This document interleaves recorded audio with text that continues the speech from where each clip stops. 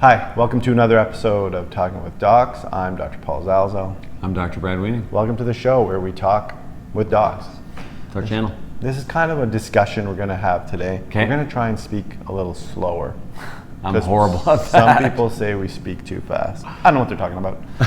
But today we're going to talk about weekend warrior injuries. Okay. What do you think of a weekend warrior? What's a weekend warrior in your definition? So usually I just look in the mirror and that's, I think weekend warrior. Someone who is typically middle age, has not played a lot of competitive sports in a long time, and for some reason thinks that that's a good idea. I think this is the weekend that's going to change.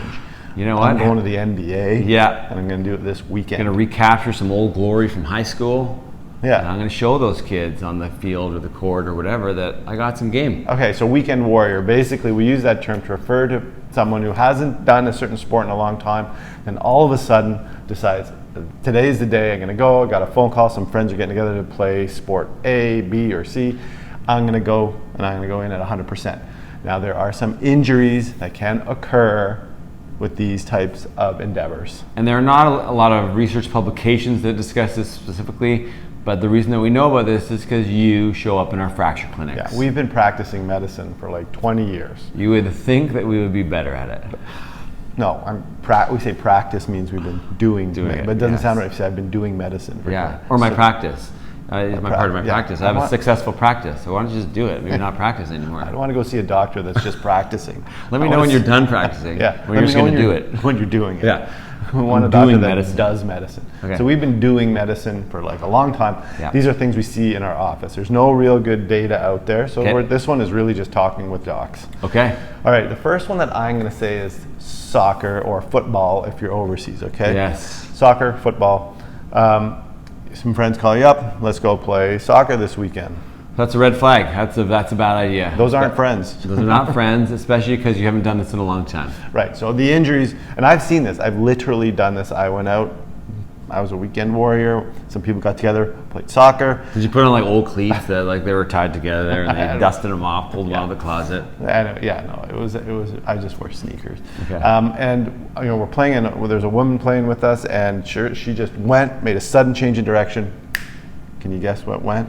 Well, there's a bunch of things. So I wonder about an Achilles tendon. Yeah, exactly. That's high on my list. Her Achilles tendon ruptured right there. Oh, I thought you were going to get injured chasing her because she was so good. Like she deked you out. No, I didn't get injured because I created an imaginary 2 meter by 2 meter box around myself, or a 6 foot by 6 foot box. If the ball came in that box, I'd make a play at it. Sure. If the ball wasn't in that box, I didn't make a play for it. So note to self: don't pick Zalzal on those weekend competitive sport teams. I was the last pick for teams. However, the last and only one that didn't get injured. It's okay, buddy. Okay. So Achilles tendon. Digging up some harsh memories. So the reason that happens is because that acute contraction of your calf muscles that kind of launches you or propels you forward. The junction where the muscle becomes the tendon is notoriously weak, and as we age, it gets weaker. And if it's not properly trained and stretched and warmed up, it is at risk. Okay, yeah, and you're going to see that Achilles tendon rupture. Yes. And we're going to try and organize this talk sports specific, but it can happen in soccer, it can happen in baseball when you suddenly run after you hit the ball. Sure.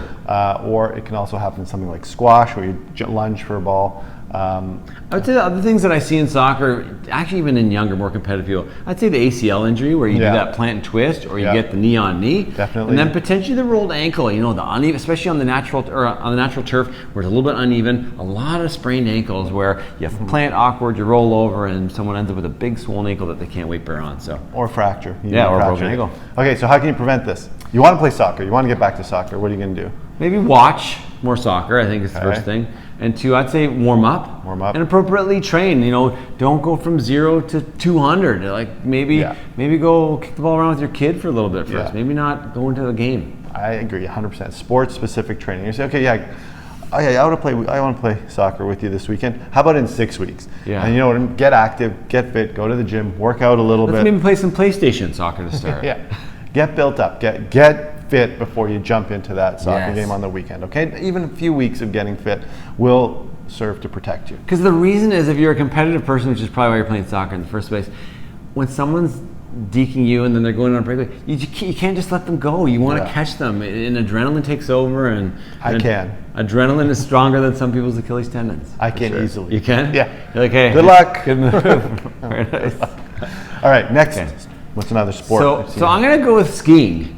Because I think skiing is one of those things where people are like, yeah, I used to ski a lot. I was actually a very good skier when I was 18 years old. And they strapped the old wood planks on with the bad bindings, and they're like, okay, they're in jeans, risk factor. Jeans. And so I'd say the injuries that you most commonly see in middle-aged people who are skiing again, regardless even of their ability, to be honest, would be knee injuries. So ACL, MCL, broken tibial plateau. Tibial plateau fracture. Yeah. Are the bones of the upper part of our tibia where it joins the knee, when you have awkward impacts, that can fail. That's right. So you haven't skied in a long time, all of a sudden you want to go skiing. Those are the common injuries that can happen when you're skiing. So how can you prevent that? So I'd say training again. The number one reason that people get into injuries when they're skiing is because their legs get tired. And when you haven't skied for a long time, that happens very quickly. Maybe the second run, you're like, this is weird. My legs feel funny. And if your legs aren't strong enough to turn, that's when bad stuff happens. I agree. Train for it. And two, maybe you're not going to do the double black diamond mogul run today. The family green run. Yeah, that ship has sailed, right? The cruisers. Yeah, there's a ship out there in the ocean. You get your binoculars, you look at the name of that ship. It's called double black diamond. It's sailed. Yeah, and some people learn as an adult. So there's 7 guys that I ski with and went away on a trip last year, and they're all actually very, very good skiers. Now I learned as an adult. So there's some very terrifying pictures of me looking very scared on the hill, and I worked out hard, like for 4 months, almost daily, to try to get legs under me. My legs are actually okay. It's just my ability wasn't there. So that's the other thing I think is knowing your own limitations. So I don't know mine, but thankfully I wasn't injured. Okay, so you want to get back to skiing, train up, pick appropriate level of a hill to go on. Yes. Okay. Next sport that you're going to see this, I see this, is basketball. Okay. Hey, let's go shoot some hoops this weekend. Yeah, I haven't done it in 20 years. I'm going to pick up where I left off. Right? Work on that layup. Yep. That's another one. And we mentioned already, Achilles tendon is going to rupture with that. Coming down wrong off a jump, you're going to blow out your knee. It's going to happen. And then usually a fall or something can obviously give you an AC joint injury or something like that. But probably the most common thing I would see in a weekend warrior basketball game would be an Achilles tendon rupture or a knee issue. Okay. Same thing. Train up. Stretch, warm up, train for a few weeks before, and then pick an appropriate level of competitiveness. Okay. Yeah, don't go on the court with the kids that are 18 that are dunking and doing alley-oops and stuff like that. That's not your court. Yeah. Don't go there. Another sport? I'm going to go with golf. So golf, a lot of golfers are very passionate. They play a lot of golf. So this is really not necessary for them. It's the guy that hasn't played the same thing in a long time, goes to the driving range, gets 4 extra large buckets of balls, and then all of a sudden has a sore shoulder and a sore elbow typically. So medial epicondylitis, we have a video that talks about this, where that common insertion of your forearm muscles gets chronically irritated from the repetitive motion, as well as your shoulder. Yeah.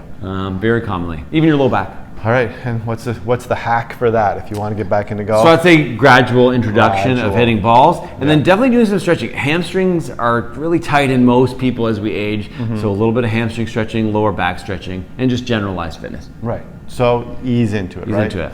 And then again, don't kill it. You're not going to go for the 300-yard drive anymore. No. What's that ship called out in the ocean? It's called 300-yard drive. It's sailed. Gone. Now you're going to be just getting 2 or 3 225 down the middle. That's it. So it'll pay off. Yes. Okay, next sport that I've seen this happen is hockey. Yeah. Okay, you go back, you haven't played hockey in ages, all of a sudden you're going to go back, you're a weekend warrior, going back to hockey. The worst weekend warrior injury, in my opinion, in hockey is the MI, the heart attack. Right, and this is not uncommon. No. Actually, I have a friend who had a heart attack even in the parking lot after playing hockey, and it was like a healthy guy, but it's a lot of stress, but sometimes it happens on the ice. I've had a heart attack watching the Leafs in a Game 7. Every year, for the love. And there's defibrillators in the ice rink, so we're not making this up, right? There's defibrillators in the ice rinks because this happens. Right. So what's the hack for that? I want to play hockey, what should I do? How can I prepare? So A, maybe clear with your doctor. I think that's the first thing if you have a heart history. B, do some generalized low-level intensity physical fitness to stress your heart a little bit, and then see how it goes before you all of a sudden go full speed. Get fit. Hockey's a very anaerobic sport. You're going out there and you're just going short bursts. Tilt all Lots the way. of short bursts. So get your cardiovascular health in check. Yes. Yeah, guys, I'm going to play hockey with you. Give me 6 weeks. Yeah. Go get your cardiovascular. But no one's going to do that. No one's going to wait 6 weeks. The beer's going to be warm by the time you're ready. The other thing is with the falls, right? So obviously thankfully very uncommon, but injuries to your neck or back, but also your shoulder. So when your shoulder goes jamming into the boards, usually you break your clavicle or you separate your AC joint. And these are significant injuries that often can affect your ability to make a living, and particularly for the men's beer league hockey. When you go home and tell your wife that you can't work for 2 months because you broke your shoulder, she's not going to be happy with you. Right, there you go. Next sport, baseball. Baseball, we mentioned Achilles tendon rupture. Yep. Hey, you're going to pick up a game of baseball, and that's fine. There's nothing wrong with getting together with a bunch of friends playing some baseball or softball, but you're going to hurt your shoulder if you go all out, if you're going to try and get that guy out at home. Long-headed biceps tendon commonly gets irritated with lots of throwing for sure. And we mentioned the Achilles tendon. If you take off to try and get to the base or leg out a double. Don't leg it, just maybe jog to first, try to get it out of the infield, and if you're not going to leg anything out. And then, of course, sliding into the base, that's another source of injury. Don't slide. There should be no sliding after age 25. The hack for that is, as we say, train up, do some training first, take it easy, all right? Play level down, don't get so competitive, but you can still have fun. Okay. We're doing one more or no? I think that's all we got. I got one last one. Oh, give it to me. Okay, rollerblading or roller skating. Oh, yeah. Usually the people that I see in fracture clinic are like, hey, or ice skating too.